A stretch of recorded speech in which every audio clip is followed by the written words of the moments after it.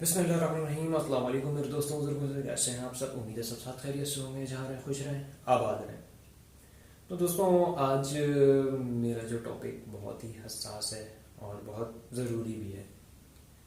अक्सर अमूमन लोग हमारे जो इर्द गिर्द, शायद सारे ना कहते हो, सब हो सकता है जानते हो, लेकिन जो मेरे इर्द गिर्द लोग हैं उनके दिमाग में ये ख्याल है कि फ़ौज 70% बजट खा जाती है। मतलब फ़ौज का बजट 70% होता है। तो मेरा भी पहले यही ख्याल था यार, फ़ौज 70% बजट लेती है यार, मतलब हद होती है, इंतहा होती है। बहरहाल मैं इस गहराई में नहीं जाऊंगा 70% सही है गलत है जो भी है, क्योंकि मुझे भी आगे ज़िंदगी गुजारनी है भाई। तो मैं आप लोगों से कहना चाहता हूँ कि बिल्कुल ऐसा नहीं है, फ़ौज का बजट 70% नहीं है। और ये वीडियो बनाने की वजह क्या है, मैं एक दफ़ा अपने दोस्तों के साथ बैठा हुआ था तो बातचीत चल रही थी। मेरे एक दोस्त ने कहा यार 70%, मैंने कहा नहीं यार 70% नहीं है बजट। फिर मैंने उन लोगों को समझाया। तो इसी तरह एक नाई नहीं, हेयर ड्रेसर के पास था, तो बात चल रही थी उन लोगों की आपस की, कोई जलसे जुलूस का सीज़न था, तो बात चल रही थी कि यार फौज 70% बजट नाई बोल रहा है, 70% बजट। मैंने कहा यार, फिर पीछे से एक चाचा मियाँ, नहीं नहीं 70% नहीं, वो अब कम किया 65%। मैंने उस नाई को बोला भाई 70% नहीं है। बोला फिर कितना है? मैंने उसको बताया भाई 70% नहीं 17% है। हंसने लगा। तो पीछे से एक और अंकल उठ कर आ गए कि बोलने लगे नहीं 70% नहीं है, अब कम किया है तो वो 55% हो गया। तो मैंने उसको बोला भाई नहीं है यार, थोड़ा देख लो पढ़ लो। बोल रहा यार तुम रिसर्च करो, मुझे तो पता है। अब वो तंजी हंसी हंसने लगा, तो मुझे ऐसा लगा जैसे कि आप तमाम नाक कटों के बीच में चले हैं जिनके नाक कान कटे हुए होते हैं। तो वो आपको देख के हैरान हैरान होंगे, यार कैसा अजीब सा इंसान है यार, इसकी नाक भी है कान भी है। वो आप पे हंसेंगे। बिल्कुल मुझे ऐसा ही फील हो रहा था। खैर, मैं उस वक्त तो चुप हो गया। मैं क्या करता, अब तीन तीन बंदे, अब झाइलों को तो सलाम ही कर सकते हैं यार, और क्या करें। तो मैं आप लोगों को बताना चाहता हूँ कि फ़ौज का ही नहीं, बल्कि अगर फ़ौज का 70% बजट या फिर आर्मी का, तो फिर एयरफोर्स और नेवी उनका कितना होगा? अगर वो लोग 15-15 लेंगे तो फिर ख़त्म ही हो गया। मतलब बाकी दूसरी जगहों पे कोई बजट जाता ही नहीं है। अगर आप कह देंगे टोटल दिफाई वफाक का दिफाई बजट 70% है, तो भी ये गलत होगा, क्योंकि बाकी जो दूसरे जो इदारे हैं उनका क्या होगा? हेल्थ है, एजुकेशन है, बाकी जो हमारी पुलिस है, सिंध पुलिस, पंजाब पुलिस, केपीके की पुलिस, और एफसी वाले, और फिर बलूचिस्तान की पुलिस, एएसएफ, और फिर इंफ्रास्ट्रक्चर होता है, उस पर बजट लगता है, सब्सिडी का बजट होता है। ये सब मिला के मतलब सिर्फ 30% में सारा काम चल रहा है। सबकी दूसरे तमाम इदारों की तनख्वाहें सब जगह पे, मतलब जो भी इन्वेस्ट हो रहा है, और बाकी वुज़रा वगैरह, ये तो हमारे सियासतदान यार मतलब 30% में करप्शन कर रहे हैं यार। मतलब समझो सिर्फ 30% के अंदर ही मिल रहा होता है, तो उनकी तनख्वाहें भी होती हैं। सोचने वाली बात है, कॉमन सेंस की बात है यार। तो मैंने फिर और रिसर्च की, तो पता चला पाकिस्तान का 2020 का टोटल बजट 7,294 बिलियन है। और फिर मैंने दिफाई बजट का पता किया, तो वो है 1200 तकरीबन 90 बिलियन रुपीस।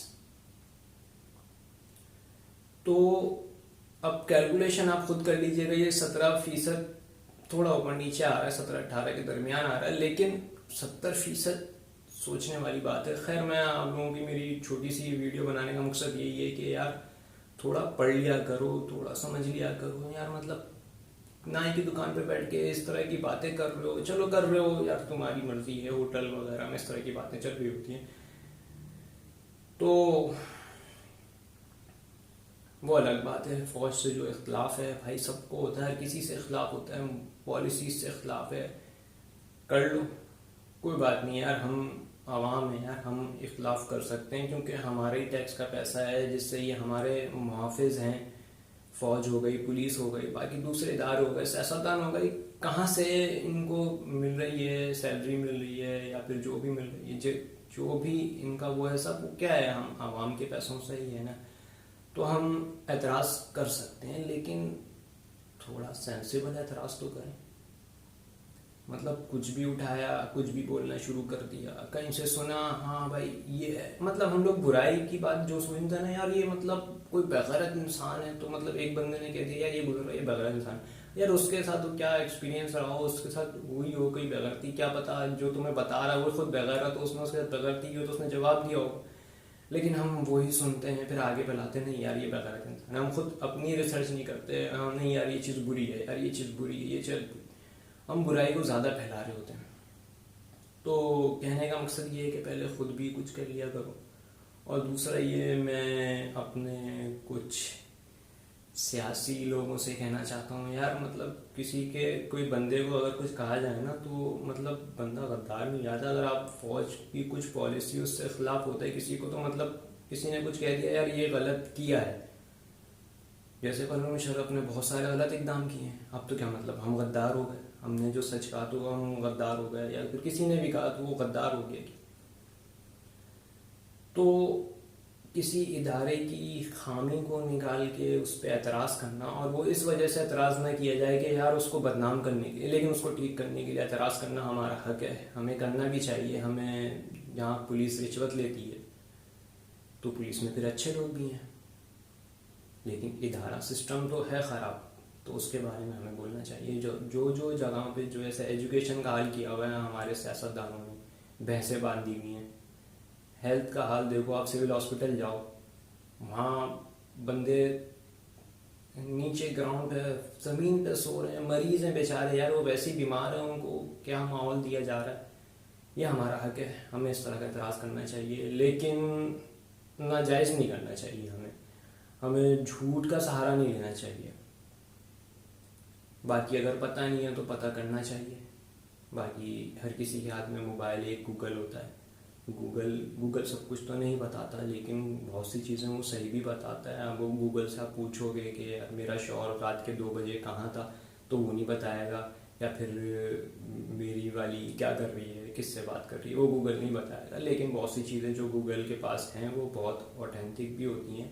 बाकी आपकी वेबसाइट्स होती हैं, गवर्नमेंट की वेबसाइट्स होती हैं, उनसे पता कर लो कि यार वाकई ये जो बंदा कह रहा है यार बहुत 70% इंतहा होती है। खैर, बात बहुत लंबी हो गई और कुछ बात है भी नहीं करने को तवील करने के लिए, तो मैं किसी को मेरी बात का बुरा लगा हो तो माफ़ी का तलबगार हूँ।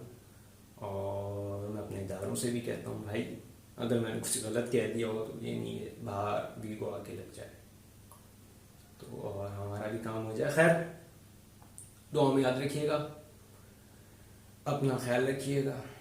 मेरी बात किसी को बुरी लगी हो तो माफ़ी का तलबगार हूँ। अल्लाह हाफिज़।